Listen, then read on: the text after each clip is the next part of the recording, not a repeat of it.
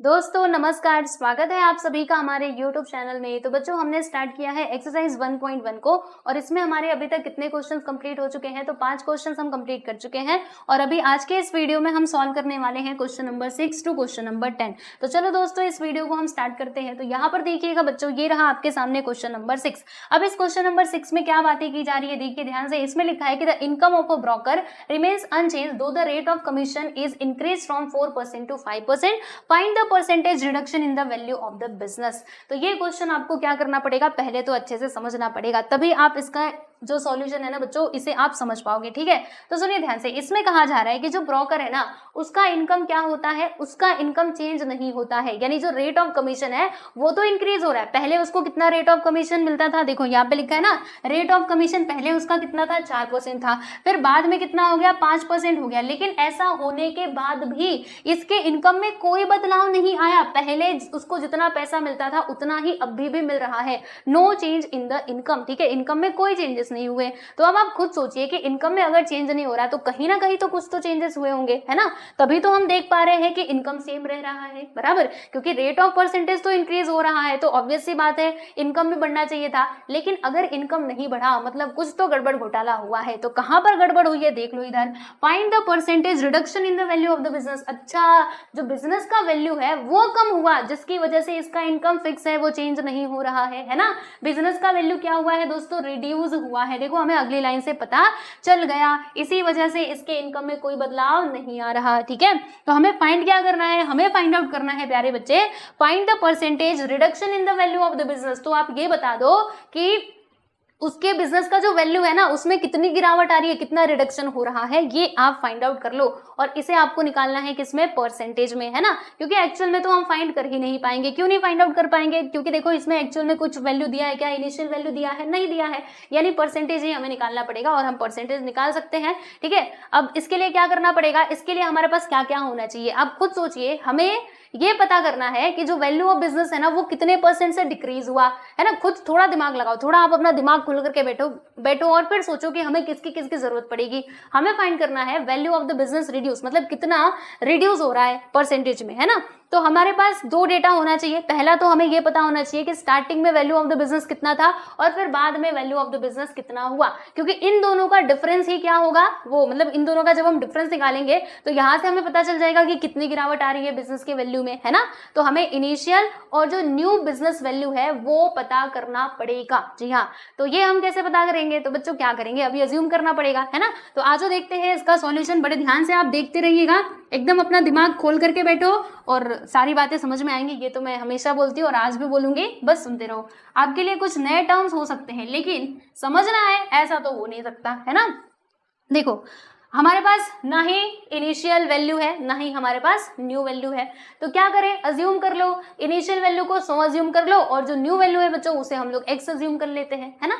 ऐसा करें, चलो आ जाओ कर लेते हैं। तो देखो यहाँ पे लिखेंगे कि let the initial value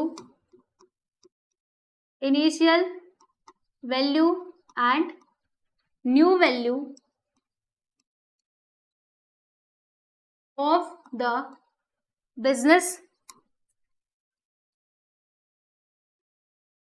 be ₹100 and ₹X respectively। ठीक, लो जी हमने ये अज्यूम कर लिया। अब कई बच्चे ये सोचेंगे, अच्छा इसको 100 क्यों माना, कुछ और क्यों नहीं मान लिया, कुछ और मान लो, 20 मान लो, 200 मान लो। तो आप बिल्कुल मान सकते हो, कोई परेशानी नहीं है, लेकिन फिर वहां पे कैलकुलेशन में आपको प्रॉब्लम होगी तो मेरे से मत कहना। हम ऐसा क्यों करते हैं, ताकि कैलकुलेशन हमारा आसान हो जाए, है ना। जैसे 100 क्या है बच्चों, 100 एक इजी मतलब आसान वैल्यू। जैसे 100 का मान लीजिए हमें 50% निकालना है, तो हम बता सकते हैं 100 का 50% यानी कि 50 आ जाएगा, 100 का 30% मतलब 30 आ जाएगा, यानी 100 एक ऐसा वैल्यू है जिसमें कैलकुलेशन करना इजी होता है, इसीलिए हमने ये 100 को लिया है। अगर आपको कोई और वैल्यू लेना है तो भाई ले लो, लेकिन फिर कैलकुलेशन में टाइम लगेगा, तो फिर मुझे मत कहना कि पहले क्यों नहीं बताया। ठीक है, इसीलिए मैंने यहाँ पे 100 माना है। ठीक, ये बात आपको समझ में आ गई, ग्रेट, बहुत अच्छी बात है। अब यहाँ पे इन्होंने कहा था कि उसका जो रेट ऑफ कमीशन है वो इंक्रीज हो रहा है ना। रेट ऑफ कमीशन देखो बच्चों, पहले कितना था, पहले था 4%, फिर बाद में कितना हो गया, 5% हो गया। तो यहाँ पे हम लिखते हैं एक बार, तो मतलब यहाँ पे लिखते हैं इनिशियल रेट ऑफ कमीशन, मतलब स्टार्टिंग की बात चल रही है। इनिशियल ऐसे लिखो या फिर आप क्या लिखोगे, ऐसे लिखो, है ना। रुको ऐसे लिखते हैं, rate of commission, rate of commission, ये पहले की बात चल रही है तो ब्रैकेट के अंदर लिख देना इनिशियल, ठीक है। इनिशियल रेट ऑफ कमीशन कितना था भैया, तो वो था हमारा 4% का। लो जी हमने 4% लिख दिया। एंड यहाँ पे लिखेंगे रेट ऑफ कमीशन न्यू वाला, ठीक है। तो यहाँ पे हम लिख देंगे, देखो इसी के बगल में ही लिखते हैं, राइट। यहाँ पे क्या लिखेंगे, रेट ऑफ कमीशन। और ये कैसा वाला है भाई, न्यू वाला है। बाद में कितना हो गया था, 5% हो गया था। लेकिन इतना होने के बावजूद भी ऐसा हुआ, फिर भी उसके इनकम में कोई चेंजेस नहीं आया। मतलब इनकम तो सेम है ना। सिंस यहाँ पे हम क्या लिखेंगे प्यारे बच्चे, यहाँ पे हम लिखेंगे इनिशियल इनकम। इनिशियल इनकम मतलब स्टार्टिंग में उसको जो इनकम होता था भाई, वही इनकम अभी भी हो रहा है। यानी स्टार्टिंग वाला इनकम और न्यू इनकम दोनों आपस में क्या है भैया, बराबर है। ये हमें कहां से पता चला, तो it is already given in the question. तो यहाँ पे आप लिख सकते हो ब्रैकेट के अंदर कि it is already given in the question. हम ये बात अपने से बना के नहीं बोल रहे, क्वेश्चन ने ही कहा था, बस हमने उसी स्टेटमेंट को यहाँ पे कॉपी कर दिया है। अब बच्चों मुझे एक बात बताओ, इनिशियल इनकम अगर हमें निकालना है तो हम कैसे निकालेंगे। इनिशियल वैल्यू कितना था बिजनेस का, 100 रुपए। अब 100 के ऊपर हमें कितना परसेंट कैलकुलेट करना पड़ेगा, 4% कैलकुलेट करना पड़ेगा, क्योंकि इनिशियल कमीशन कितना था रेट का, 4%। तो यहाँ पे लिख देंगे 4/100, that is equal to new income का बता दो भैया कितना आएगा। तो न्यू इनकम अच्छा न्यू इनकम ना, तो new value of the business कितना है, x। अब इसके ऊपर हम क्या कैलकुलेट करेंगे, 5% कैलकुलेट करेंगे। Why 5%, because the rate of commission is, new rate of commission is 5%। Okay, अब इसको सॉल्व कर लो। यहाँ से बच्चों आपको x का वैल्यू मिल जाएगा बड़े आसानी से। तो देख लो 100 से 100 कैंसिल। अब इन दोनों को इधर बुला लो, तो 4 × 100 अपॉन में आ जाएगा 5, that is equal to x। अब यहाँ से कैंसिलेशन कर दो, 5 × 1 = 5, 5 × 2 = 10 और 24 सा कितना होता है भाई, 24 सा हमारा 80 हो जाता है। यानी कि x का वैल्यू हमको क्या मिल जाएगा दोस्तों, तो x का वैल्यू हमको मिल जाएगा 80, ठीक है। तो x यानी क्या, x यानी क्या बताइए, तो x का मतलब ये है new value of the business, है ना। क्या है बच्चों, new value of the business. तो यहाँ पे हम लिख देते हैं कि देयरफॉर रुको therefore new value of the business, new value of the business. और यही तो हमको चाहिए था, यही चाहिए था ना। New value of the business is, बोलो भैया कितना, तो ये आ गया दोस्तों हमारे पास 80 रुपया, ठीक है। चलिए यहाँ तक की कहानी तो हमने सुन ली बड़े अच्छे से, लेकिन अब आगे क्या करना है ये तो बता दो। तो भाई मुद्दा तो हमारा यही था कि ये इनिशियल वैल्यू निकाल लो और फाइनली वैल्यू निकाल लो, न्यू वैल्यू निकाल लो, और बस उनके बीच का डिफरेंस करके आप परसेंटेज कैलकुलेट कर सकते हो, है ना। तो क्या हमारे पास दोनों चीजें हैं, जी बिल्कुल है। पहले 100 रुपए था, अब कितना हो गया, 80 रुपए हो गया। यानी कितना डिक्रीज हुआ है, तो 100 में से 80 घटाएंगे तो 20, यानी 20% की गिरावट आई है। लेकिन देखो ये तो 20 रुपया हमको मिला है, हमें तो परसेंटेज में आंसर चाहिए था। तो परसेंटेज हम लोग कैसे कैलकुलेट करेंगे, बहुत आसान है परसेंटेज कैलकुलेट करना। देखो पहले मुझे ना लाइन खींच लेने दो। लो जी हमने यहाँ पे लाइन खींच लिया। आप कहो तो ऐसे भी लाइन खींच दूं, ऐसे भी एक लाइन खींच देते हैं। चलिए तो देखिए दोस्तों अब क्या होगा, हम यहाँ पे परसेंटेज रिडक्शन निकाल रहे हैं ना, ऐसे लिखते हैं percentage reduction in the value of the business, ठीक है, ये हम निकाल रहे हैं। तो बच्चों यहाँ पे फॉर्मूला क्या बनेगा, खुद आप सोचिए, दिमाग लगाइए और फिर मुझे बताइए कि फॉर्मूला क्या बन सकता है। तो फॉर्मूला सिंपल सी बात है, यही बनेगा कि हम इनिशियल वैल्यू में से क्या करेंगे, जो बाद वाली वैल्यू है उसको माइनस करेंगे और फिर उसके बाद हम डिवाइड कर देंगे इनिशियल वैल्यू से। इनिशियल वैल्यू से डिवाइड क्यों करना है, क्योंकि किसके कंपैरिजन में हम ये परसेंटेज कैलकुलेट कर रहे हैं, तो इनिशियल वैल्यू के कंपैरिजन में ही ऐसा कर रहे हैं। इसीलिए यहाँ पे आप क्या लिखोगे, यहाँ पे हम लिखेंगे इनिशियल वैल्यू माइनस बोलो न्यू वैल्यू, और फिर हमें डिवाइड करना होगा। इसको हम किससे डिवाइड करेंगे प्यारे बच्चे, इनिशियल वैल्यू से डिवाइड करेंगे, इनिशियल वैल्यू से ही डिवाइड करेंगे, याद रखना, ठीक है। Multiplied by 100। अब आप सोचेंगे भैया 100 से क्यों मल्टीप्लाई करा, तो जब भी हम लोग परसेंटेज कैलकुलेट करते हैं तो वहां पर हमें 100 से ही मल्टीप्लाई करना होता है। ये बात तो आप सभी लोग जानते होंगे, तो बस वही काम हमने किया। अब इधर वैल्यू पुट करो, इनिशियल वैल्यू कितना था बच्चे, इनिशियल वैल्यू 100 रुपए, बाद वाली वैल्यू 80 रुपए, माइनस कर दोगे, डिवाइड कर दोगे तो किससे डिवाइड करोगे, स्टार्टिंग वाली वैल्यू से, मल्टीप्लाई करोगे 100 से। देखो 100 से 100 कट और 100 में से 80 गया तो बच्चे कितना आएगा, 20% आ जाएगा। मतलब 20% का रिडक्शन आया है वैल्यू ऑफ द बिजनेस में। तो आप इसका आंसर कैसे लिखिएगा बताइए। हम यहाँ पे लिखेंगे कि हैंस कैसे लिखोगे? The percentage reduction in the value of the business, है ना, hence the percentage reduction in the value of the business, in the value of the business is 20%। तो बस ये हो गया बच्चे आपका फाइनली आंसर। देख सकते हो हमने यहाँ पे क्वेश्चन नंबर 6 जो है इसको कर लिया है कंप्लीट। आई होप आपको ये समझ में आया होगा। तो बस देखो आपको क्या करना है, अपने दिमाग का यूज करना है, फिर आप इस सॉल्यूशन को समझ जाओगे आसानी से कि फॉर्मूला बना कैसे। देखो हमने कुछ भी इसमें पहले से हमने कुछ फॉर्मूला याद किया था क्या? नहीं, हमने ये सारे फॉर्मूले खुद यहाँ से फ्रेम करे कि हाँ ऐसे ऐसे होना चाहिए, राइट। तो वो आप भी सीख जाओगे, जब आप क्वेश्चंस की प्रैक्टिस करोगे ना तो आप सीख जाओगे। चलो अब हम बात करते हैं बच्चों हमारे अगले सवाल यानी कि 7th क्वेश्चन की। तो बताओ भाई सब लोग तैयार हो अगले क्वेश्चन के लिए? ये इतना लंबा चौड़ा दिख रहा है लेकिन है आसान, है ना। चलो सॉल्व करते हैं।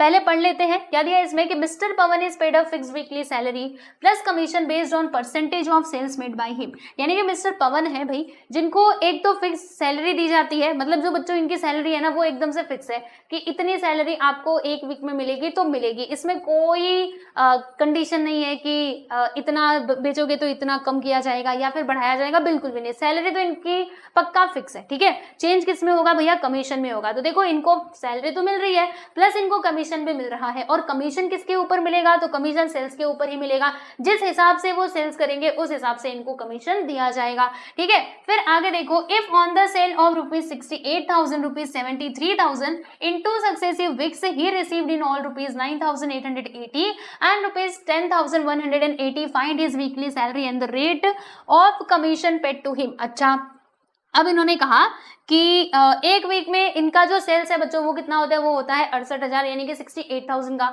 और एक और वीक में, ठीक है, 2 सक्सेसिव वीक्स की बात की जा रही है, तो एक वीक में इतना कमाई हुआ, मतलब इतना सेल्स हुआ, और एक वीक में इनको 73,000 का सेल्स जो है ये हुआ, ठीक है। और फिर इन दोनों पे इनको पैसा कितना मिल रहा है, यानी इनकी जेब में पैसा कितना जा रहा है? देखो फर्स्ट वाले मतलब जब इतना इन्होंने बेचा था ना तो इतना पैसा इनकी जेब में गया था, और जब इन्होंने इतना सामान बेचा इतने का तो फिर इनके जेब में इतना पैसा गया 10,180। तो आप बता दो कि वीकली सैलरी कितनी थी, और ये भी बता दो साथ के साथ कि रेट ऑफ कमीशन कितना था। कितना है रेट ऑफ कमीशन, यानी आर का वैल्यू बता दो, ठीक है। तो इतना काम आपको करना है। तो बच्चों कैसे करोगे? आ जाओ हम एक एक करके सारी बातों को समझते हुए चलते हैं, है ना। सॉल्यूशन इसका शुरू कर देते हैं। यहां पर मैंने लिख दिया है भाई सॉल्यूशन, ठीक है। अब देखो ये किसी पर्टिकुलर फॉर्मूले के ऊपर बेस्ड नहीं है। आप सोचो कि मैं इस टाइप का क्वेश्चन जो है एक फॉर्मूला को रट लूं या फिर एक फॉर्मेट रट लूं और फिर जब एग्जाम में आएगा तो मैं करके आ जाऊंगा या फिर आ जाऊंगी, तो ऐसे नहीं चलेगा। आपको खुद का दिमाग यूज करना ही पड़ेगा, आपके पास दूसरा कोई रास्ता नहीं है। खुद समझो, अच्छा ये है मिस्टर पवन, ठीक है, जिसको क्या मिलता है? जिसको इनकम होती है। तो बच्चों इसको एक तो सैलरी मिल रही है, दूसरा इसको कमीशन भी मिल रहा है। यानी अगर मैं इसके इनकम की बात करूं तो इसका इनकम कैसे कैसे हो रहा है? 2 तरीके से। एक तो सैलरी मिल रही है प्लस कमीशन भी मिल रहा है। यानी कि अगर मैं सैलरी और कमीशन दोनों को जोड़ दूं, सैलरी प्लस कमीशन करूं तो मुझे क्या मिल जाएगा? मिस्टर पवन का टोटल इनकम मिल जाएगा, है ना बच्चों। तो टोटल इनकम निकालने का यहाँ पे फॉर्मूला क्या बना? सैलरी और प्लस कमीशन, ठीक है। तो इधर हम लिखेंगे, क्या लिखेंगे? सुनिए ध्यान से बच्चों, यहाँ पे हम लिखेंगे कि टोटल ऐसे लिख दो बस, इनकम, ठीक है। Income that is equal to, एक तो बच्चा इसको सैलरी भी मिलेगी, मतलब इनको सैलरी मिलेगी प्लस इनको कमीशन भी मिलेगा। किसको मिलेगा? तो मिस्टर पवन जी को मिलेगा। अच्छी बात है भाई, है ना। तो ये फॉर्मूला हमने यहाँ पे लिख लिया, ठीक है। अब इन्होंने एक बात कही थी कि फर्स्ट वीक में, मतलब 2 वीक्स की बात की जा रही है, पहले वीक और दूसरे वीक की, है ना, और 2 सक्सेसिव वीक्स है, मतलब एक के बाद एक, ठीक है। तो फर्स्ट वीक में इनका सेलिंग कितने का हो रहा है? 68,000 का। और ये कमा कितना रहे हैं? मतलब बच्चों इनकम उनको कितना हो रहा है? 9,880 रुपए का, है ना। तो यहाँ पे देखिएगा फॉर फर्स्ट वीक के लिए हम यहाँ पे थोड़ा कैलकुलेशन कर लेते हैं भाई। तो देखो टोटल इनकम उनको कितना हुआ फर्स्ट वीक में, तो आप देख सकते हो 9,880 रुपए का इनको टोटल इनकम हुआ, राइट। देखो इनकम की जगह पे हमने ये लिख दिया। बाकी सैलरी का कुछ अता पता तो है नहीं, सैलरी तो हमें फाइंड करना है तो इसको आप ऐसे ही छोड़ दो। फिर कमीशन किसके ऊपर हम निकालेंगे बताइए? तो वो सेल्स के ऊपर उनको कमीशन मिल रहा था ना, तो यहाँ पे हम लिख देंगे प्यारे बच्चे कमीशन, है ना। क्या लिखेंगे? कमीशन। लेकिन किसके ऊपर? तो कमीशन सेल्स के ऊपर, सेल्स इस टाइम पे कितना हुआ था 68,000 का, है ना। तो यहाँ पे हम लिख देंगे बच्चों कमीशन ऑन 68,000। बोलो भाई इसमें कोई आप लोगों को परेशानी नहीं ना, समझ में आ रहा है ना। अच्छा एक काम करते हैं बच्चों, इसे हम लिख देते हैं इक्वेशन नंबर 1, ठीक है। फिर सेकेंड वीक की बात करेंगे, तो यहाँ पे हम लिखेंगे, अब यहाँ पे लिखते हैं फॉर सेकेंड वीक। अब दूसरे वीक की बात कर लेते हैं, तो उसमें इनको इनकम कितना हुआ, तो आप देख सकते हो 10,180 रुपए का इनको इनकम हुआ है। तो 10,000 बच्चों 180 मैंने इधर लिख दिया। फिर यहाँ पर आप लोग क्या लिख दोगे भैया, हाँ सैलरी, और इनको क्या मिलेगा कमीशन। अब कमीशन कितने के ऊपर मिलेगा, तो सेकेंड वाले वीक में कितने का सेलिंग हुआ है 73,000 का, यानी कि कमीशन यहाँ पे मिलेगा 73,000 के ऊपर। ओके चलिए, तो कमीशन ऑन 73,000, और इसे हम लिखेंगे प्यारे प्यारे बच्चों इक्वेशन नंबर 2, ठीक है। इतनी बातें आप लोगों को क्लियर है तो मुझे बता दो फटाक से, फिर हम चलेंगे आगे और बात करेंगे कुछ और चीजों की, है ना। इतनी बातें समझ में आ गई, बहुत अच्छी बात है। अब देखो बच्चों इन दोनों इक्वेशंस को आप ध्यान से देखना, क्या हम इनको एक साथ लेकर के कुछ कर सकते हैं, तो जी हाँ कर तो सकते हैं। क्या कर सकते हैं, देखो बच्चों हम ना एक काम करते हैं, इक्वेशन नंबर 2 में से 1 को माइनस कर देते हैं। ऐसा करने से क्या होगा, तो ये सैलरी से सैलरी कट जाएगा, फिर ना बच्चों हमें कमीशन और ये जो टोटल अर्निंग है ना, इनके बीच में कुछ ना कुछ तो रिलेशन मिल ही जाएगा। तो आज एक काम करते हैं, क्या लिखेंगे, सब्ट्रैक्टिंग इक्वेशन 1 फ्रॉम 2, है ना। यहाँ पे लिख देंगे कि सब्ट्रैक्टिंग इक्वेशन 1 फ्रॉम 2, ठीक है। From FROM from 2, right. तो चलो अभी माइनस करते हैं, तो बताइए पहला हमारा सेकेंड इक्वेशन क्या है बच्चे, सेकेंड इक्वेशन ये है, तो इसे मैं लेकर के आ जाती हूँ, पूरा नहीं लाना था, यहाँ से यहाँ तक ही लेकर के आई है, ये इधर आ गया, लो जी। फिर फर्स्ट वाला इक्वेशन ये यहाँ से यहाँ पर आ गया, करने क्या वाले हैं हम, बिल्कुल जी माइनस करने वाले हैं बच्चों। तो देखो होगा क्या, हर जगह माइनस का साइन आएगा, है ना। यहाँ पर भी माइनस का साइन, इधर भी माइनस का साइन, और इधर भी आ जाएगा आपका माइनस का साइन। तो चलिए माइनस करते हैं, 0 में से 0 गया तो यहाँ पे 0 आ जाएगा, फिर 8 में से 8 गया तो 0 आएगा, और इसने एक इसको दे दिया, यानी कि यहाँ पे बन जाएगा बच्चे 11, और 11 में से 8 गया तो कितना आता है 3 आता है, फिर इधर कितना बच जाएगा 9, और 9 में से 9 गया तो 0, यानी कि यहाँ पर क्या आ जाएगा 300 रुपए आ जाएंगे, ठीक है। फिर इधर क्या होगा, देखो ये है हमारा प्लस सैलरी और दूसरा है बच्चों माइनस सैलरी। तो ऐसे होता है ना, जैसे मान लो ऊपर x है नीचे आपका माइनस x है, तो दोनों क्या हो जाते हैं बच्चे आपस में कैंसिल हो जाते हैं। तो ठीक उसी प्रकार से देखो ऊपर भी सैलरी है नीचे भी सैलरी है, और हमें पहले ही बता दिया गया था कि सैलरी फिक्स है, यानी इधर जो लिखा है वही इधर नीचे भी लिखा हुआ है। मतलब क्या होगा, देखो ये प्लस में ये माइनस में, तो दोनों हो जाएंगे कैंसिल, ठीक है, यानी यहाँ पे कुछ भी नहीं आने वाला। फिर इधर देख लो, ये है कमीशन ऑन 73,000 और यहाँ पे है कमीशन ऑन 68,000। तो 73,000 में से 68,000 को माइनस करेंगे तो कितना आएगा 5,000 आ जाएगा। तो यहाँ पर हम क्या लिखेंगे बच्चे, यहाँ पे हम लिखेंगे कमीशन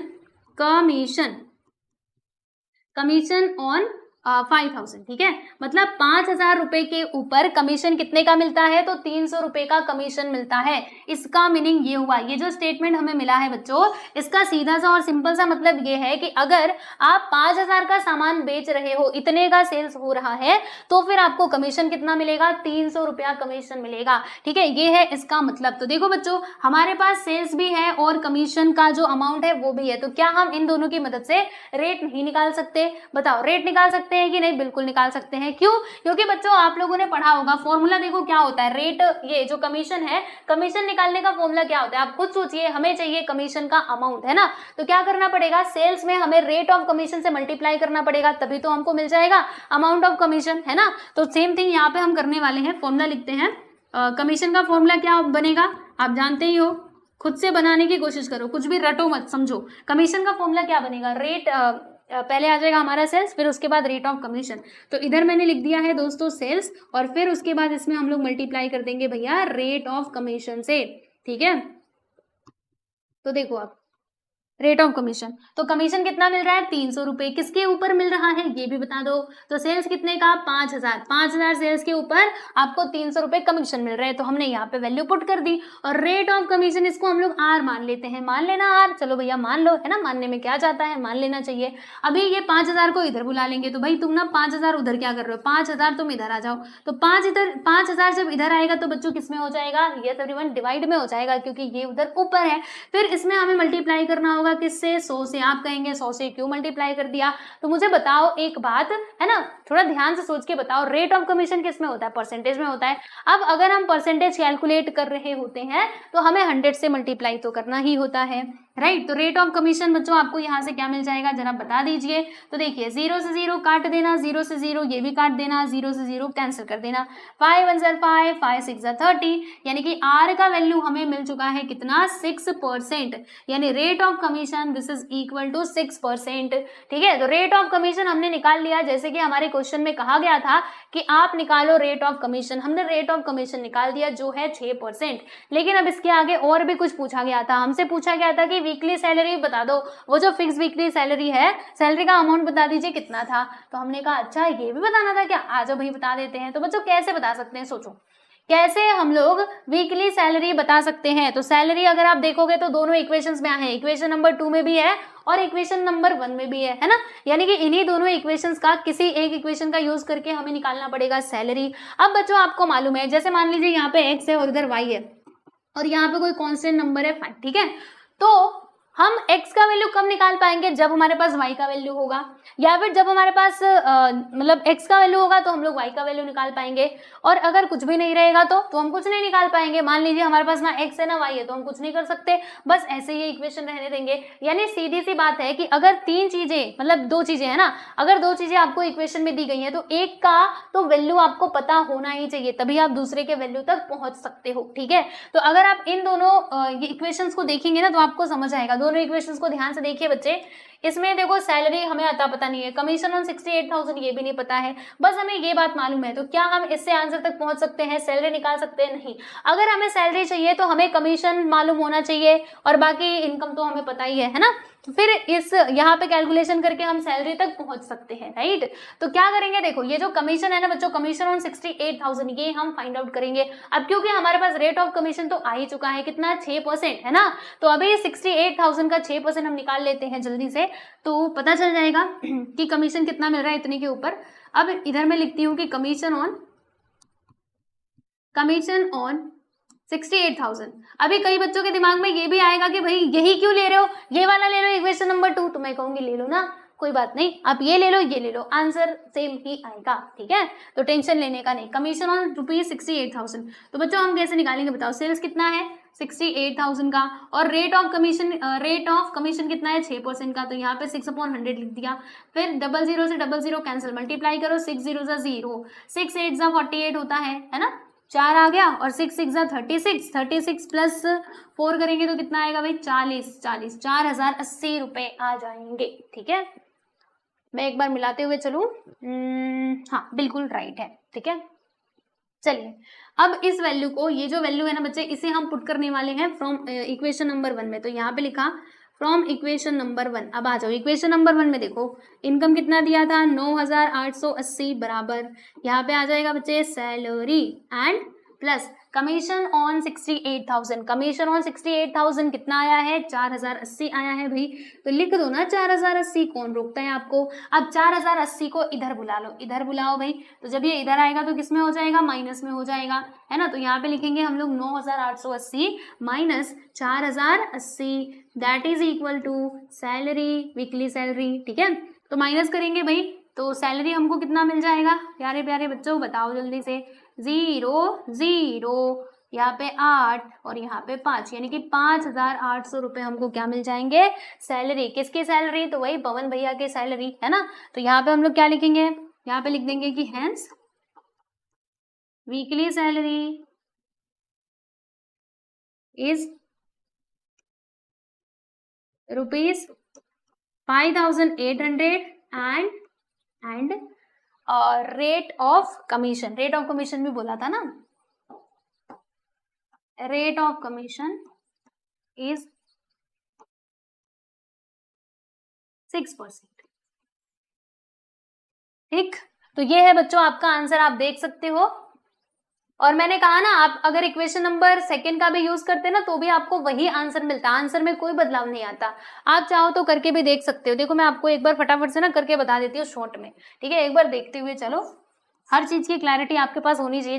जैसे ये 73,000, अब 73,000 के ऊपर 6% हम कैलकुलेट करेंगे तो ये 10,180 ऐसे ही रहने दो, that is equal to salary plus 73,000 के ऊपर कितना कैलकुलेट करोगे भाई, 6% कैलकुलेट कर लेना। तो यहाँ पे लिख दिया 6, 00 से 00 कैंसिल। अब इधर कितना आएगा 10,180, इसमें से हम किसको माइनस करेंगे, तो मल्टीप्लाई करके माइनस कर दो, 6 0 0, 6 3 18, 1 आ गया, 6 7 से कितना होता है भाई 42, 42 प्लस 1 करोगे तो बच्चे कितना आएगा 43। तो लीजिए मैंने यहाँ पे 4380 लिख दिया, माइनस करो, अब फिर आपको सैलरी मिल जाएगा 0 0, 11 में से 3 गया तो कितना आएगा प्यारे बच्चे 8 आ जाएगा। और इधर कितना बचेगा, इसने किसको दे दिया था ना, 11 में से 3 गया, 11 में से 3 गया तो 8, और इधर बच गया 9, 9 में से 4 गया तो कितना आ गया 5 5, है ना। तो देखो इधर भी सैलरी कितना आया बच्चों 5,800, ठीक है। तो अगर आप ये इक्वेशन नंबर 2 लेकर के सॉल्व करते तो भी आपको वही आंसर मिलता है। अब मैंने आपको पूरा कैलकुलेशन करके बता दिया है, तो अब ये मत बोलना कि उस इक्वेशन से दूसरा उत्तर आएगा, बिल्कुल नहीं, ठीक है, सेम आएगा। चलिए भाई, तो देखिए इसको जल्दी से, फिर उसके बाद हम चलते हैं हमारे अगले सवाल यानी कि क्वेश्चन नंबर 8 पर,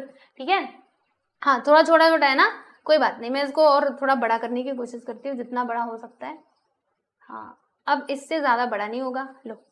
अच्छा यहाँ से कुछ मिट गया है ना, ये देखो भाई, यहाँ से कुछ मिट गया है, अब मुझे लिखना पड़ेगा। आओ बच्चे लिख देते हैं, देख रहे हो, यहाँ पे आ जाएगा सेल्स, यहाँ पे आएगा हमारा 5,000, 5,000 इंटू आर, ठीक है, और इधर आर। चलिए बच्चों आगे चलते हैं और देखते हैं हमारा अगला सवाल। तो ये रहा आपके सामने क्वेश्चन नंबर 8, जिसमें क्या बताया जा रहा है कि दीपक से salary was increased from ₹4,000 to ₹5,000, यानी उसकी जो सैलरी है ना बच्चों वो बढ़ रही है, 4,000 से कितनी हो गई 5,000 हो गई। The sales being the same, यानी कि जो उसका सेल्स है ना बच्चे वो क्या है, सेम है। जैसे मान लो कि अगर पहले उसका सेल्स था X रुपीज, तो अभी भी कितना है X रुपीज ही है, ठीक है।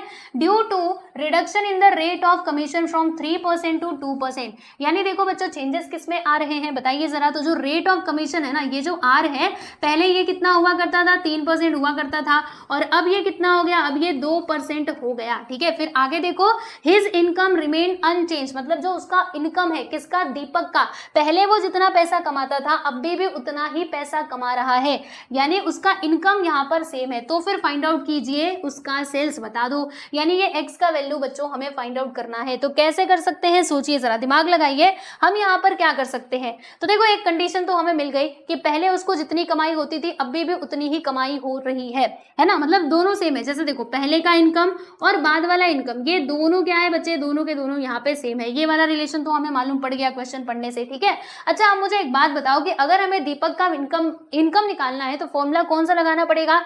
यस एवरीवन, इनकम का फॉर्मूला क्या होगा, यस सैलरी, फिर हम यहाँ पे क्या लिखेंगे प्लस कमीशन, है ना, सैलरी प्लस कमीशन करोगे। और सेम थिंग यहाँ पर भी, इसमें भी हम लोग लिखेंगे दोस्तों सैलरी प्लस कमीशन, राइट, यही लिखेंगे ना। तो बस अब इसी रिलेशन का यूज करके बच्चों हम लोग क्या करेंगे, ये एक्स का वैल्यू फाइंड आउट कर लेंगे। क्योंकि देखो दो, मतलब क्वेश्चन में ही बोला गया था कि पहले उसको जितना पैसा मिलता था उतना बाद में भी मिल रहा है, यानी दोनों जो इनकम है वो सेम रहेंगे। तो इसीलिए मैंने income that is equal to income लिखा, ठीक है। अब इनकम का फॉर्मूला क्या होता है, salary plus commission, salary plus commission, और फिर ये वाला रिलेशन लगाइए और एक्स का वैल्यू पाइए, ठीक है। तो समझ में आ गया ना कि चलने क्या वाला है इधर। चलो अब आपको लिखने का तरीका मैं बता देती हूँ फटाफट से, इसको मैंने कर दिया है यहाँ से रफ, और अब हम आ जाते हैं बच्चों इसके सॉल्यूशन पे। तो इधर आपको लिख देना है सॉल्यूशन ऑफ दिस क्वेश्चन, ठीक है। चलो तो हम यहाँ पे मान लेते हैं कि जो सेल्स है वो है X रुपीज का, तो इसमें लिखेंगे कि लेट द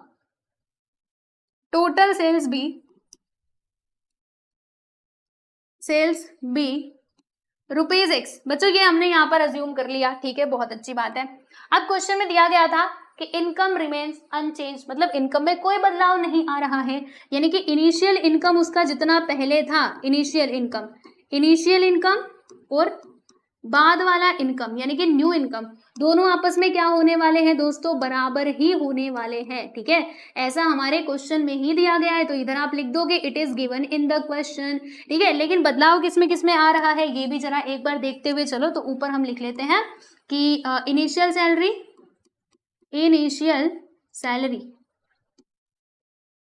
मिटा लेने दो। हाँ, इनिशियल सैलरी कितनी थी भाई, 4,000 रुपए, है ना। 4,000 सैलरी पहले उसको मिलता था। फिर न्यू सैलरी कितना हो गया, न्यू सैलरी हो गया हमारा 5,000 रुपए, तो ये मैंने लिख दिया 5,000 रुपए। ठीक है भैया, अच्छी बात है। और रेट ऑफ कमीशन की बात कर लो, रेट ऑफ कमीशन इनिशियल और न्यू वाला। चलो तो यहाँ पे हम लिखते हैं दोस्तों रेट ऑफ कमीशन। पहले कितना हुआ करता था, यानी इनिशियल कमीशन कितना था, 3% था, राइट। तो इधर ना ब्रैकेट के अंदर लिख लेना इनिशियल, यानी कि पुराना वाला। तो ये हुआ करता था हमारा 3% का। फिर बाद में रेट ऑफ कमीशन कितना हो गया, यानी कि न्यू रेट ऑफ कमीशन। तो बच्चों, अरे भैया ये कहाँ जा रहे हो, रुको रुको रुको, ये तुमको जब बुलाए नहीं तो आते क्यों हो, बिन बुलाए मेहमान की तरह। रेट ऑफ कमीशन यहाँ पे न्यू वाला लिखेंगे। वो कितना दिया है भाई, वो दिया है यहाँ पे 2%। तो लो जी, हमने ये लिख दिया, ठीक है।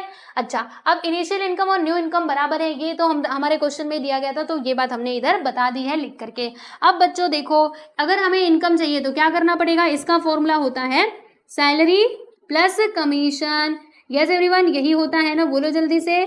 यस, फिर यहाँ पर भी क्या आएगा प्यारे बच्चों, सैलरी प्लस कमीशन ही आएगा, राइट। तो यहाँ पे मैंने लिख दिया है सैलरी प्लस कमीशन। अब पहले सैलरी कितनी थी, इनिशियल सैलरी बता दो 4,000 रुपए, तो इधर बच्चों मैंने लिख दिया है 4,000 प्लस कमीशन हम निकालेंगे। Commission, rate of commission, initial rate of commission कितना था 3%, तो यहाँ पे आ जाएगा 3/100 इंटू करके हम लोग क्या लिखेंगे, यस एवरीवन, एक्स लिखेंगे, क्योंकि कमीशन किसके ऊपर मिलता है, सेल्स के ऊपर मिलता है। तो कमीशन ऑन सेल्स है ना, तो टोटल सेल्स को हमने क्या माना है, एक्स माना है, इसीलिए यहाँ पर आ जाएगा 3/100 इंटू एक्स, यानी हम एक्स का 3% यहाँ पे कैलकुलेट करने वाले हैं। बोलो जल्दी से, इतनी बात समझ में आई कि नहीं, बहुत अच्छे, समझ में आ गई होगी, है ना वैसे तो। फिर सैलरी बता दो, न्यू वाली सैलरी कितनी है बच्चे, 5,000। कमीशन ऑन सेल्स, तो कमीशन कितना हो गया था, रेट इसका 2%, किसके ऊपर, एक्स के ऊपर, ठीक है। ये वाली बात समझ में आ गई। अब देखो बच्चे, आगे हम क्या कर सकते हैं, तो हमारे पास ना एक आइडिया है, बताते हैं आपको। देखो ये 3x/100 है, देखो यहाँ पे 3x/100 है, हाँ जी हाँ बिल्कुल है। ये क्या है 2x/100, तो बच्चों 2x/100 को क्यों ना हम इस साइड बुला ले।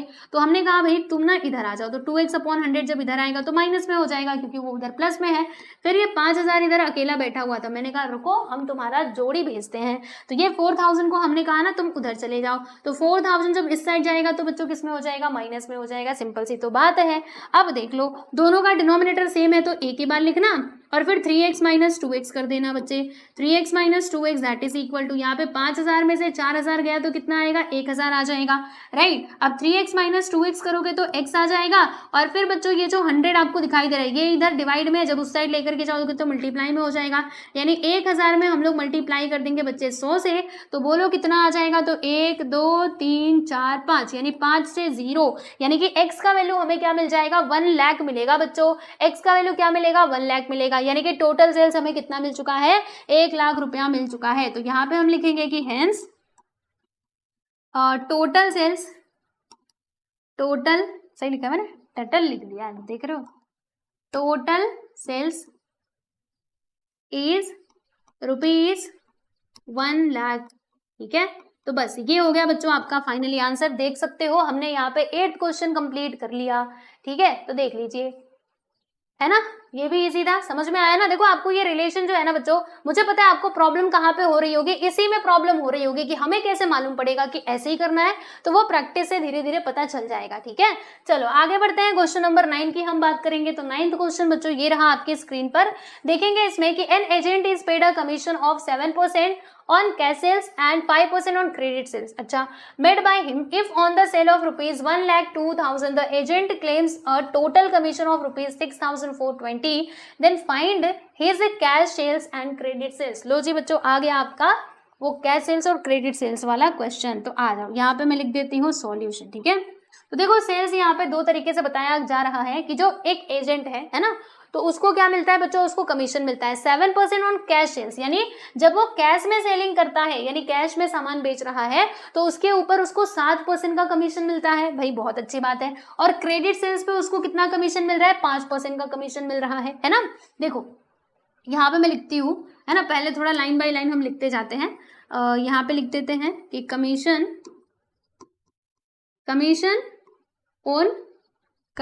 ऑन कैश सेल्स, है ना, कैश सेल्स पे बच्चों कमीशन कितना मिलता है उसको 7% का मिलता है। और क्रेडिट सेल्स पे कितना मिलता है, इधर लिखो कमीशन ऑन क्रेडिट सेल्स, रुको बताती हूँ, कमीशन ऑन क्रेडिट सेल्स, इधर मैं लिख देती हूँ प्यारे बच्चे क्रेडिट सेल्स। इसका परसेंटेज कितना दिया है बच्चों, तो वो दिया गया है 5%, तो ये मैंने यहाँ पर लिख दिया है। ठीक है, देखो यहाँ से यहाँ तक में जो दिया गया था उसको हमने यहाँ पे लिख दिया कि कैश सेल्स पे उसको इतने % का कमीशन मिलता है और क्रेडिट सेल्स पे 5% का कमीशन मिलता है। ठीक है, बहुत अच्छी बात है। फिर आगे वाली लाइन में देखो क्या लिखा है कि if on the sale of ₹1,02,000 the agent claims a total commission of ₹6,420 then find his cash sales and credit sales. यानी इसमें बताया जा रहा है, देखो बच्चों टोटल सेल्स कितना दिया है 1,02,000 रुपए। ठीक है, अब इतने के ऊपर जो एजेंट है ना वो कहता है कि मुझे इतना कमीशन चाहिए, तो देखो इसके अंदर हमारा कैश सेल्स का कमीशन भी इंक्लूडेड है और क्रेडिट सेल्स वाला भी इंक्लूडेड है। यहाँ पे ये टोटल कमीशन की बात की जा रही है, टोटल कमीशन वो कितना क्लेम कर रहा है 6,420। तो फिर आप बता दो कि कैश सेल्स की उसने मतलब कैश सेल्स उसने कितना कितना किया था और क्रेडिट सेल्स बता दो। हमने कहा ठीक है भैया हम बता देंगे, कोई बात नहीं, है ना। तो बच्चों एक काम करते हैं, क्या काम करते हैं, जो कैश सेल्स है ना उसको हम लोग x मान लेते हैं। आ जाओ, अब मैं आपको इधर लिख के बताती हूँ। पहले तो ये लिख लेते हैं कि टोटल सेल्स, देखो टोटल सेल्स इसमें कितना दिया है क्वेश्चन में, आप देख सकते हैं 1,02,000 रुपीज। लो भैया हमने यहाँ पे 1,02,000 रुपीज लिख दिया। And the commission, total commission भी इधर दिया गया है प्यारे प्यारे बच्चों, टोटल कमीशन ये भी मैं लिख देती हूँ, total commission that is equal to ₹6,420। ठीक है, तो इतनी बातें हमारे क्वेश्चन में दी गई थी, हमने इनको लिख लिया। अब बच्चों कैश सेल्स को हम लोग अज्यूम कर लेते हैं x रुपीज, तो इधर मैं लिखती हूँ कि let the cash sales be ₹x। मतलब ऐसा हमने मान लिया कि कैश में कितने का सेल्स हुआ है, वो x रुपीज का सेल्स हुआ है, ऐसा हमने अज्यूम कर लिया। ठीक है, ये हमने मान लिया है। तो प्यारे बच्चों अगर कैश में इतना सेल्स हुआ है और टोटल सेल्स कितना है 1,02,000 रुपए, तो बता दीजिए मुझे क्रेडिट सेल्स कितना हुआ होगा। यस एवरीवन, यहाँ पे सो देयरफॉर अभी क्रेडिट सेल्स की हम बात कर लेते हैं। बता दो जल्दी से क्रेडिट सेल्स कितना हुआ होगा, खुद दिमाग लगाओ और सोच के बताओ। अगर टोटल हमारा सेल्स है 1,02,000 रुपए और हम कैश में कितना सेल्स कर रहे हैं, x रुपीज का सेल्स कर रहे हैं, तो बता दो क्रेडिट सेल्स कितना होगा। तो 1,02,000 में से अगर हम x को माइनस कर दें, यानी टोटल में से कैश सेल्स को माइनस कर दे, तो क्या हमको क्रेडिट सेल्स नहीं मिल जाएगा, बिल्कुल मिल जाएगा। तो देखो ये 1,02,000 रुपए में से बस आप एक काम कर दो, ये x को माइनस कर दो, तो आपको पता चल जाएगा कि क्रेडिट सेल्स कितना था।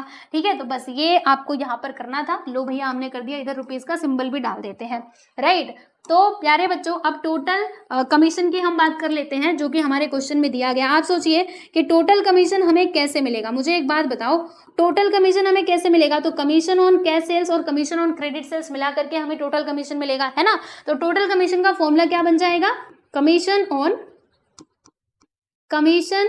ऑन कैश सेल्स और बताइए, और यहाँ पे आ जाएगा कमीशन ऑन क्रेडिट सेल्स आ जाएगा, right, commission on credit sales. ठीक है भाई, लो जी ये भी हमने लिख दिया। अब इसके अंदर वैल्यू पुट करो। तो बच्चों टोटल कमीशन हमारे क्वेश्चन में कितना दिया है, total commission is given to you 6,420 that is equal to commission on cash sales. तो कैश में कितना सेल्स हुआ है x रुपीज का, और इसके ऊपर हमको कमीशन मिलता है कितने % का, कैश सेल्स पे कमीशन मिलता है बच्चों 7% का। तो हम इसके ऊपर 7% कैलकुलेट करेंगे, जी हाँ बिल्कुल सही। फिर कमीशन ऑन क्रेडिट सेल्स, तो क्रेडिट सेल्स कितना हमने निकाला था 1,02,000 में से x को माइनस कर दीजिए। तो 1,02,000 में से आप माइनस कर दोगे ये x को, और इसके ऊपर हम कितना % कैलकुलेट करेंगे 5%, यानी कि 5/100। ठीक है, अब इधर से सॉल्व करो, आपको x का वैल्यू मिल जाएगा, यानी कैश सेल्स मिलेगा, फिर कैश सेल्स मिला तो हमको क्रेडिट सेल्स भी मिल जाएगा, है ना, वेरी इजी। तो चलो भाई अब सॉल्यूशन देख लेते हैं इसका फाइनली। तो करना क्या चाहिए हमको, तो बच्चों हमें एक काम करना चाहिए, देखो 6,420 को ऐसे ही रहने दो, इसके साथ कुछ मत करो। यहाँ पर देखो इधर भी 100 है, इधर भी 100 है ना, तो 100 को क्या हम इधर नीचे नहीं ले सकते क्योंकि डिनोमिनेटर सेम है ना। फिर ये 7 का मल्टीप्लाई x में करा तो 7 आ गया, 5 का मल्टीप्लाई इस 1,02,000 में कर दीजिए तो कितना आएगा, तो यहाँ पे आ जाएगा 5 2 10 कैरी 1 5001 5 1 5। ठीक है, यही आएगा जी बिल्कुल, और ये 3 0 उतार लो, 1 2 3 मतलब 5,10,000 आएगा बच्चे। कितना आएगा? 5,10,000। फिर ये 5 का मल्टीप्लाई एक्स में कर, देखो 5 का मल्टीप्लाई हमने इसमें करा था, अब 5 का मल्टीप्लाई एक्स में कर देंगे तो हमें मिल जाएगा 5x माइनस 5x, ठीक है। अच्छा अब क्या करें, तो अब बच्चों एक काम करते हैं, 100 को इस साइड बुला लेते हैं, तो 100 जब इधर आएगा तो किस में हो जाएगा? जी हाँ बिल्कुल सही, ये हो जाएगा मल्टीप्लाई में। फिर यहाँ पर क्या होगा, देखो 7x माइनस 5x करेंगे तो हमें क्या मिलेगा? 2x मिल जाएगा। 7 में से 5 गया तो इतना आएगा, प्लस 50 क्या था? 5,10,000 था।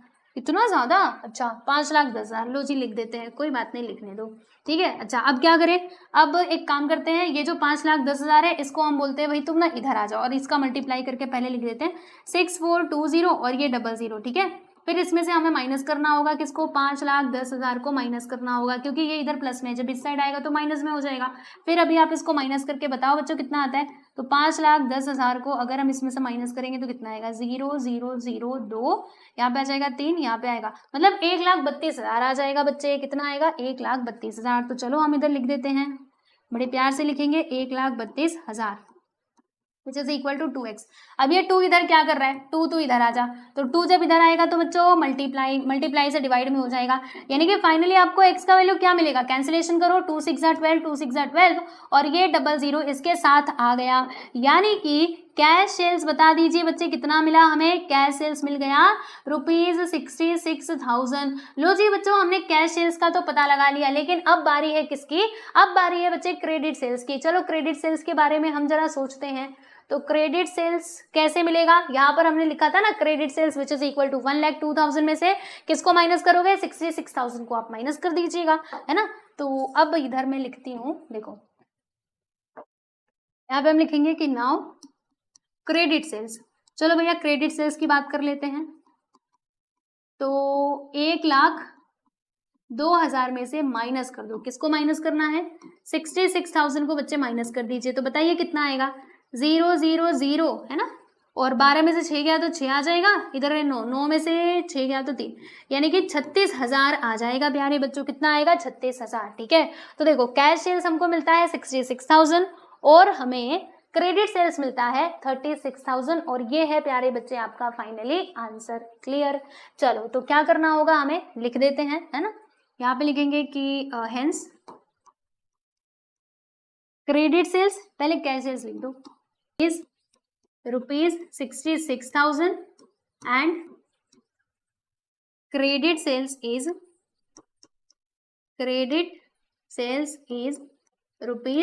₹36,000। तो बस ये हो गया प्यारे बच्चे आपका आंसर।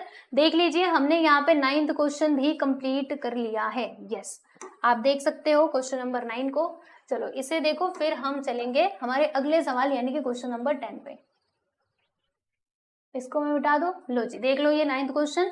चलिए अब हम बात करेंगे बच्चों यहाँ पर हमारे अगले सवाल यानी कि क्वेश्चन नंबर 10 की। तो क्वेश्चन नंबर 10 में क्या बताया जा रहा है कि 3 cars were sold through an agent for ₹2,40,000, 2,22,000 and 2,25,000 respectively. ठीक है, देखो 3 कारें बेची गई एक एजेंट के थ्रू, कितने कितने की? तो पहली कार बेची गई है बच्चों 2,40,000 में, दूसरी कार बेची गई है 2,22,000 में, और तीसरी कार को बेचा गया है 2,25,000 में। ठीक है भी, बहुत अच्छी बात है। आगे देखो, the rates of commission were 17.5% on the first, यानी पहले पर रेट ऑफ कमीशन कितना था बच्चे? 17.5% था, यानी पहले कार की बात की जा रही है। फर्स्ट कार के ऊपर रेट ऑफ कमीशन कितना ले रहा है वो? 17.5%। फिर दूसरे कार पे, सेकेंड कार पे बच्चों उसका रेट ऑफ कमीशन है 12.5%।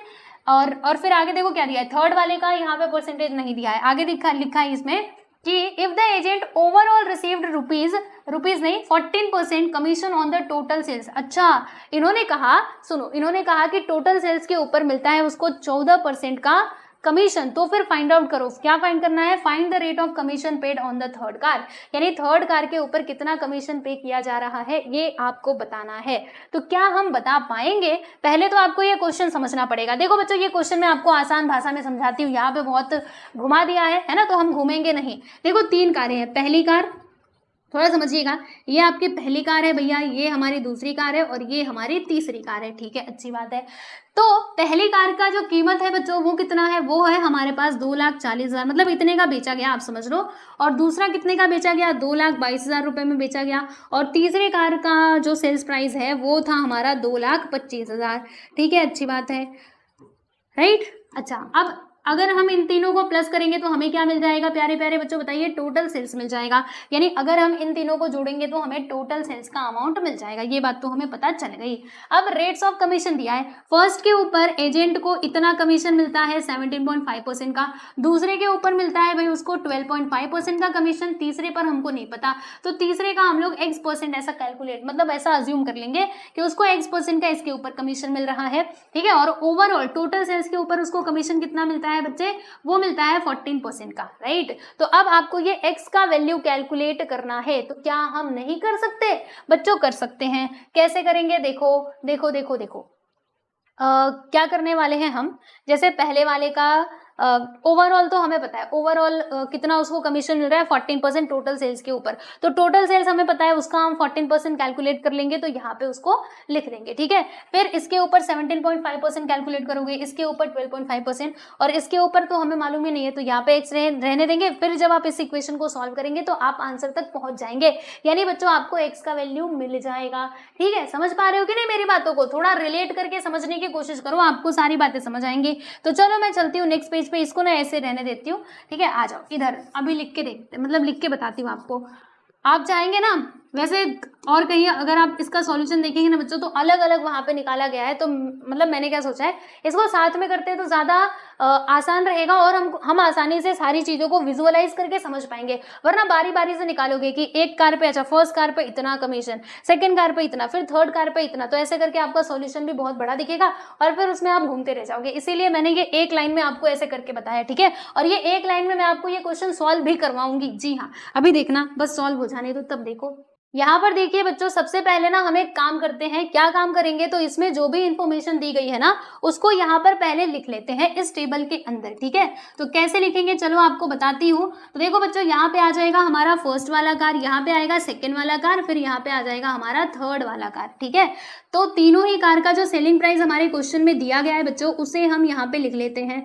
सेलिंग प्राइस है ना, मतलब कितने कितने का बेचा गया। तो आपने देखा था ना कि जो हमारा फर्स्ट वाला कार था बच्चों, वो बेचा गया था 2,40,000 रुपए का, तो ये मैंने लिख दिया है प्यारे दोस्तों 2,40,000 रुपए, ये जो प्राइस है ये रुपीज में दिया गया है। फिर सेकेंड वाले कार में कितना दिया था, 2,22,000 रुपए, तो लो जी हमने यहाँ पे 2,22,000 भी लिख दिया। फिर थर्ड वाले कार का सेलिंग प्राइस कितना दिया था, 2,25,000, तो ये भी हमने लिख दिया। अब एक काम करते हैं, यहाँ पे बच्चों टोटल कर देते हैं, सभी का टोटल भी निकाल लेते हैं, साथ के साथ हमारा एक काम तो हुआ रहेगा, है ना, बाद में फिर टोटल करना ही पड़ता है, इससे अच्छा पहले ही टोटल कर लो।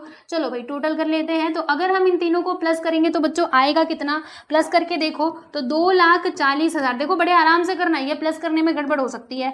फिर यहाँ पे आ जाएगा बच्चे 2,22,000, यहाँ पे क्या आएगा 2,25,000। चलो इन सबको प्लस करो, 3 का 0, 3 3 0 0 यहाँ पे आ जाएगा, 5 2 7 आएगा, यहाँ पे कितना 4 2 6 6 2 कितना आएगा भैया 8 आ जाएगा, और यहाँ पे कितना आएगा 6, यानी कि 6,87,000 आएगा प्यारे दोस्तों। कितना आएगा भाई 6,87,000। इतने में कोई परेशानी मुझे बता दीजिए। चलो इसी पेन से लिख देते हैं 6,87,000 rupees. Okay, clear clear clear, yes everyone.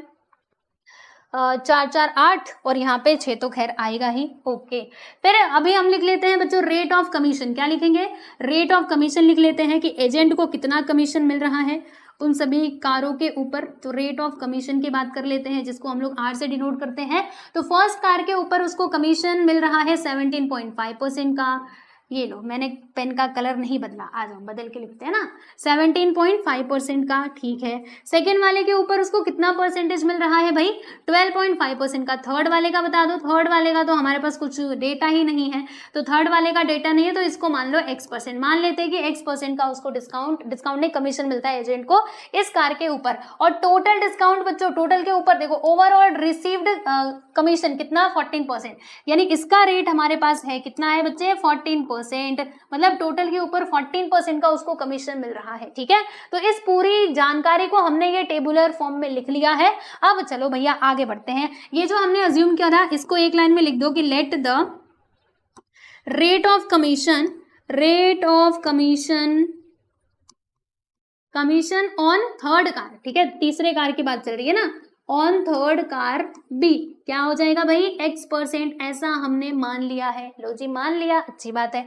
अब क्या करें, अब सुनो आगे की कहानी, चलो आपको बताते हैं हम। तो बच्चों एक काम करते हैं, क्या काम करेंगे, अब डायरेक्ट फॉर्मूला लिखते हैं ना, तो सोचिए फॉर्मूला हमारा क्या बनेगा अगर हमें टोटल कमीशन चाहिए तो क्या करना पड़ेगा, commission on first car, commission on second car, commission on third car, इन तीनों को हमें प्लस करना पड़ेगा और तब जाके हमें टोटल कमीशन मिलेगा। ऐसे ही होगा ना। तो देखो अब यहाँ पे हम लिखेंगे कि फॉर्मूला बनाएंगे, देखो टोटल कमीशन यहाँ पे देखो बच्चों फॉर्मूला क्या बनेगा, ध्यान दीजिएगा आप सभी लोग।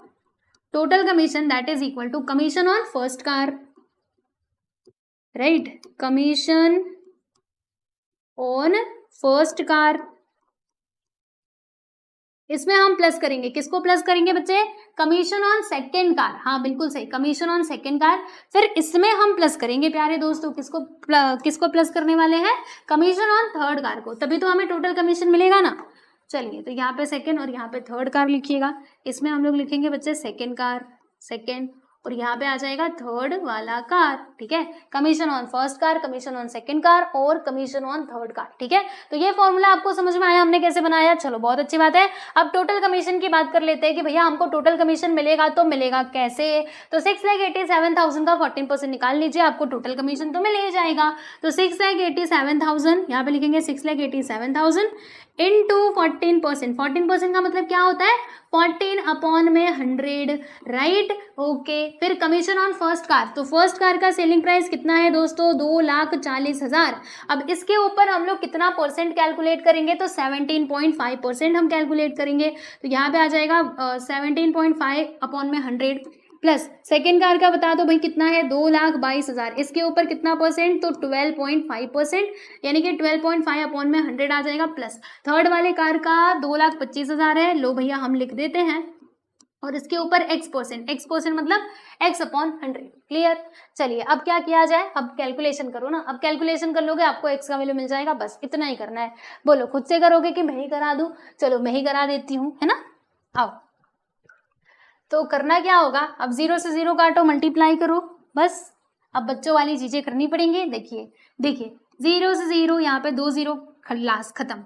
ये देखो यहाँ पर इस पॉइंट को हमने हटाया, इधर एक 0 बढ़ जाएगा। अब 3 0 से 3 0 को उड़ा दो, इधर देखो बच्चों क्या होगा, ये पॉइंट हटाया, नीचे एक 0 बढ़ जाएगा, 3 0 से 3 0 खत्म, ठीक है। फिर इधर कितना आएगा, 1 2 1 2 हो गया। अब मल्टीप्लाई करो, चलिए भाई मल्टीप्लाई बड़े ध्यान से करना पड़ेगा, वरना इसमें गड़बड़ हुई तो आंसर हमारा नहीं आएगा। देखो क्या करना है हमें, 6,870 का मल्टीप्लाई हमको करना है बच्चे 14 में, ठीक है। फिर ये 240 का मल्टीप्लाई हमें 175 में करना है, ये भी अच्छी बात है। फिर ये 222 का गुणा हमें 125 में करना है, ओके। और इधर तो कुछ भी मल्टीप्लाई नहीं करना है, चलो यहाँ पे मल्टीप्लाई नहीं करना पड़ेगा, चलिए करते हैं, राइट। अब हमारे पास कोई रास्ता नहीं है, बच्चों की तरह हमें जाना ही पड़ेगा। 6 8 7 0 यहाँ पे लिख दिया, 1 4, चलो भैया करो, 4 0 0, 4 7 जा 28, 28 का 8 इधर 2 आ गया, 8 4 जा 32 प्लस 2 करोगे 34 आएगा इधर 3, 6 4 जा 24 प्लस 3 करेंगे तो 27 आ जाएगा। मानते हो कि नहीं इस बात को।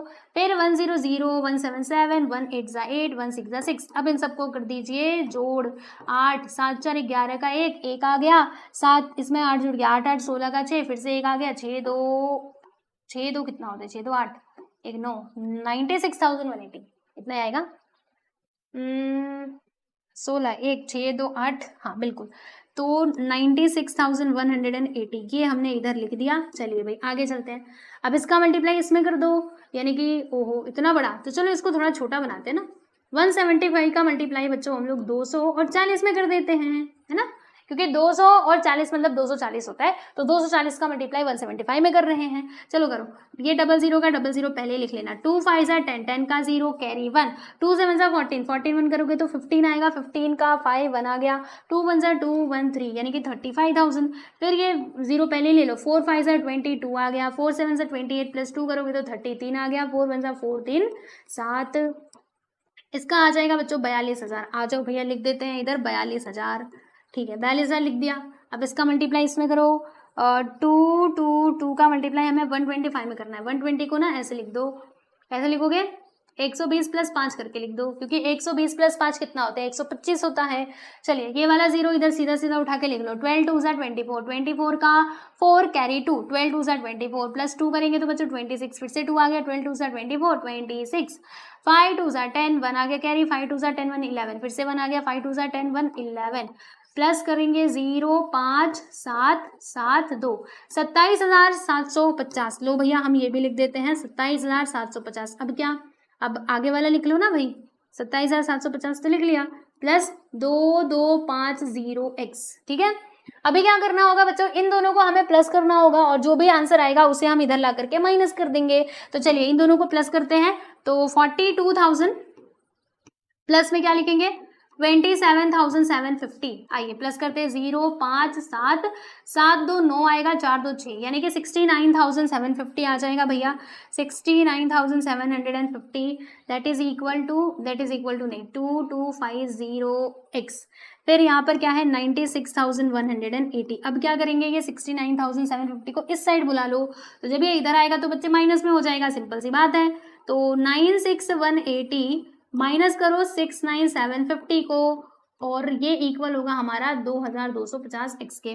तो बच्चों माइनस करके देख लेते हैं कि कितना आएगा। 96180, 96180, इसमें से घटाएंगे 69750 को, 96180 69750। ठीक है, 0 8 में से 5 गया तो भाई 3 आ गया, 11 में से 7 जाएगा तो 4 आएगा, और यहाँ पे कितना बचेगा 5, 15 में से 9 गया तो 6, और 8 में से 26,430 इतना आएगा। देख लेती हूँ मैं, 5 दिन 8 7 4 11, 1 9 6 15 1 16, 6 2 8 1 9, बिल्कुल सही है। तो कितना आएगा 26,430। लीजिए बच्चे हमने लिख दिया 26,430 बराबर 2250 इंटू एक्स। ठीक है, ये भी हो गया। अब क्या करना चाहिए हमें, तो अब आगे की कहानी हम आपको बता देते हैं प्यारे बच्चों। देखो अब बस डिवाइड करना है और आंसर आपको मिल जाएगा। अब इतना तो आप कर सकते हो, लेकिन टेंशन मत लो, मैं करके बताऊंगी पूरा, है ना, आंसर तक आपको पहुंचा दूंगी मैं। बस आप मेरा हाथ पकड़ के चलो, आंसर तक हम पहुंच जाएंगे। हाँ चलिए, तो 2250x this is equal to 26,430। 430 right. अभी देखो ये जो 2250 है ना बच्चों, ये है मल्टीप्लाई में, जब उस साइड जाएगा तो डिवाइड में हो जाएगा, तो इसको उस साइड लेकर के जाएंगे, तो क्या लिखोगे 26,430 डिवाइडेड बाई 150 इतने आएगा। फिर उसके बाद माइनस नहीं, पहले 0 0 कैंसिल हो जाएगा। फिर क्या कर सकते हो आप, तो अब डिवाइड कर दो सिंपल सा, क्योंकि अब तो ये कटने उठने वाला है नहीं, है ना। 2643 इसे हमें डिवाइड करना है 225 से, तो 225 1 सा 225 माइनस करेंगे तो यहाँ पे 9 आएगा, फिर इधर 5, 5 में से 2 गया तो 3। फिर हमने एक काम किया, क्या काम किया, ये 3 को हमने इधर ले लिया। आप बोलो कितने बार में जाएगा, 2 बार में तो ज्यादा हो जाएगा, एक बार में लेकर के जाओ।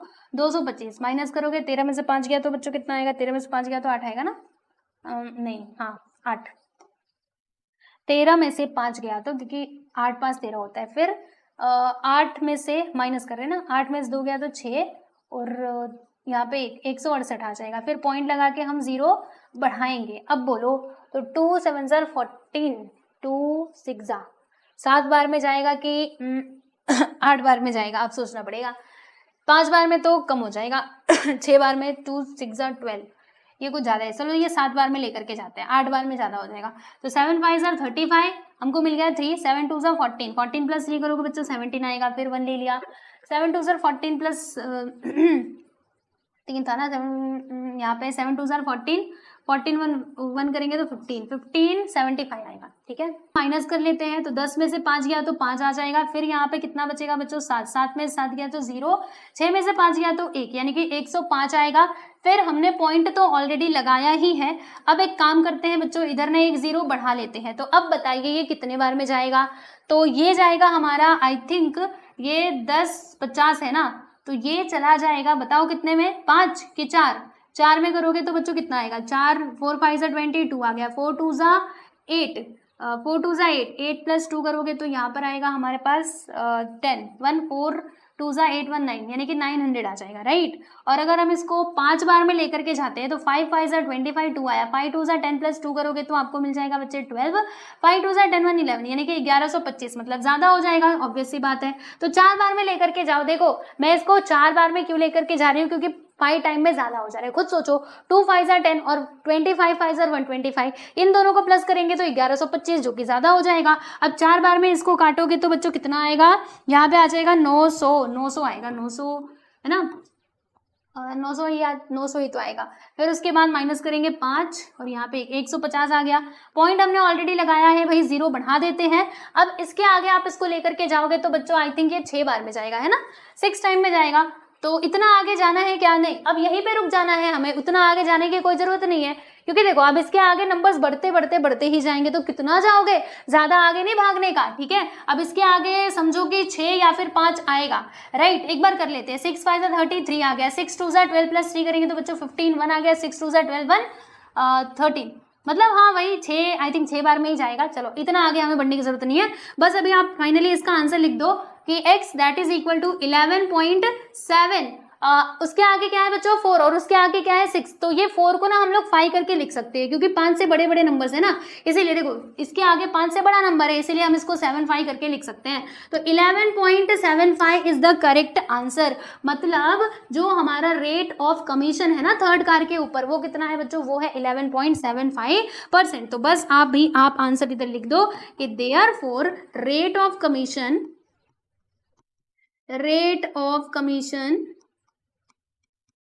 on third car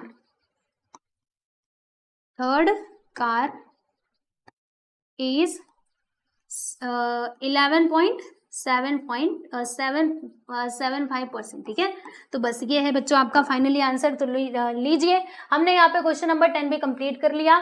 तो इसमें ना टाइम हमें किस में लगा बच्चों, तो कैलकुलेशन करने में टाइम लगा। तो इसीलिए कैलकुलेशन आप कैलकुलेशन की प्रैक्टिस कीजिए ताकि एग्जाम में इतना टाइम ना लगे और आप आंसर तक पहुंच पाओ, ठीक है। तो फाइनली ये क्वेश्चन भी होता है कंप्लीट। अब इसके आगे कितने क्वेश्चंस बचे हुए, 5 और क्वेश्चंस बचे हुए, तो उनको हम लोग सॉल्व करेंगे हमारे अगले वीडियो में। तो बच्चों ये वीडियो आपको कैसा लगा कमेंट करके जरूर बताना और मिलते हैं नेक्स्ट वीडियो में। Bye everyone.